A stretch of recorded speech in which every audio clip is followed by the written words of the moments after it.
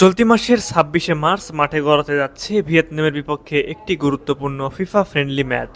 শক্তির বিচারে অনেক বিশ্লেষক ভিয়েতনামকে কিছুটা এগিয়ে রাখলেও বর্তমানে বাংলাদেশ ফুটবল দলের আত্মবিশ্বাস এবং স্কোয়াডের গভীরতা বিবেচনায় টাইগারদের পিছিয়ে রাখার সুযোগ নেই। বিশেষ করে দলে রয়েছে অভিজ্ঞ ও আন্তর্জাতিক মানের কয়েকজন ফুটবলার, যারা যে কোনো সময় ম্যাচের মোড় ঘুরিয়ে দিতে পারেন। আজকের ভিডিওতে আমরা আলোচনা করব সেই তিনটি গুরুত্বপূর্ণ কারণ নিয়ে, যেগুলোর জন্য ফুটবল বিশ্লেষকরা মনে করছেন বাংলাদেশ এই ম্যাচে ভিয়েতনামকে হারাতে পারবে। প্রথম কারণ, শক্তিশালী মিডফিল্ড এবং ইউরোপিয়ান অভিজ্ঞতা। বর্তমান বাংলাদেশ ফুটবল দলের সবচেয়ে বড় শক্তি হলো মিডফিল্ড। বিশেষ করে হামজা চৌধুরী, সমিত সোম, জামাল ভুঁইয়াদের মতো খেলোয়াড়দের দলে থাকা বিশাল সুবিধার। ইউরোপের প্রতিযোগিতামূলক ফুটবলে খেলার অভিজ্ঞতা তাকে আলাদা মাত্রা দিয়েছে। বিশেষ করে হামজা ও সমিত সোমের বল কন্ট্রোল, ট্যাকেলিং এবং খেলার গতি নিয়ন্ত্রণ করার ক্ষমতা বাংলাদেশের মিডফিল্ডকে অনেক বেশি শক্তিশালী করে তুলেছে। এছাড়াও দলের অধিনায়ক জামাল ভুঁইয়া দীর্ঘদিন ধরে বাংলাদেশ দলের গুরুত্বপূর্ণ খেলোয়াড়। তার নেতৃত্ব, অভিজ্ঞতা এবং ম্যাচ পড়ার ক্ষমতা পুরো দলকে সংগঠিত রাখে। এই তিনজন মিলে বাংলাদেশের মিডফিল্ডকে অনেক বেশি ভারসাম্যপূর্ণ ও কার্যকর করে তুলেছে। দ্বিতীয় কারণ, দলের আত্মবিশ্বাস ও নতুন উদ্যম। সাম্প্রতিক সময়ে বাংলাদেশ ফুটবল দলে একটি নতুন উদ্যম দেখা যাচ্ছে।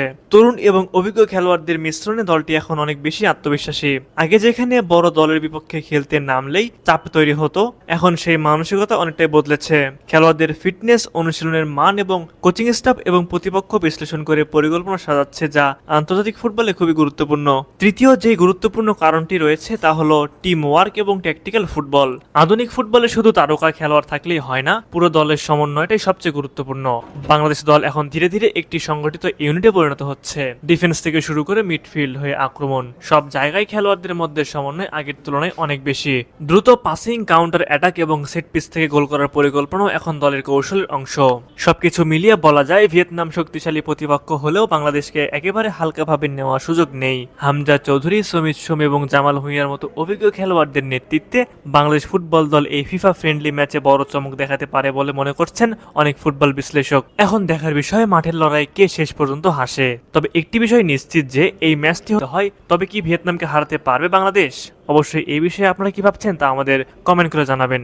হতে যাচ্ছে দারুণ প্রতিদ্বন্দ্বিতাপূর্ণ এবং রোমাঞ্চকর। সুপ্রিয় ভিউয়ার্স, আপনারা কি মনে করেন এই তিনটি কারণ যদি মাঠে প্রতিফলিত